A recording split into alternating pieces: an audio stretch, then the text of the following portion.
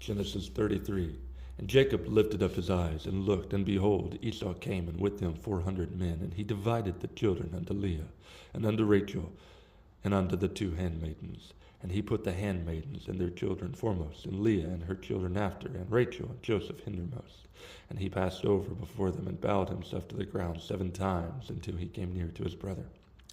And Esau ran to meet him, and embraced him, and fell on his neck, and kissed him, and they wept.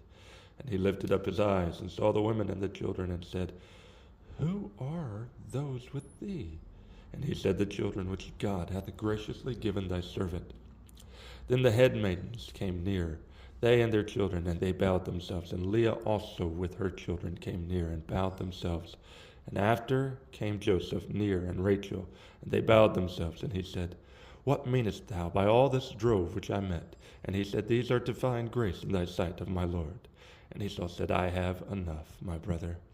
Keep that thou hast unto thyself. And Jacob said, Nay, I pray thee, if now I have found grace in thy sight, then receive my present at my hand. And for therefore I have seen thy face, as though I had seen the face of God, and thou wast pleased with me.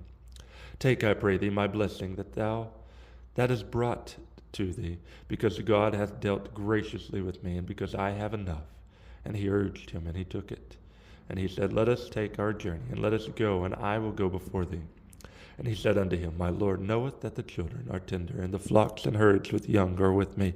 And if men should overdrive them one day, all the flock will die. Let my Lord, I pray thee, pass over before his servant, and I will lead on softly, according as the cattle that goeth before me, and the children be able to endure, until I come unto my Lord, unto Seir. And Esau said, Let me now leave with thee some of the folk that are with me. And he said, What needeth it?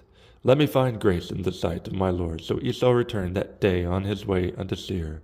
And Jacob journeyed to Succoth, and built him a house, and made booths for his cattle. Therefore the name of the place is called Succoth. And Jacob came to Shalem, a city of Shechem, which is in the land of Canaan, when he came from Paddan Aram, and pitched his tent before the city. And he bought a parcel of a field, where he had spread his tent, at the hand of the children of Hamor, Shechem's father, for 100 pieces of money. And he erected there an altar, and called it El Elohi Israel.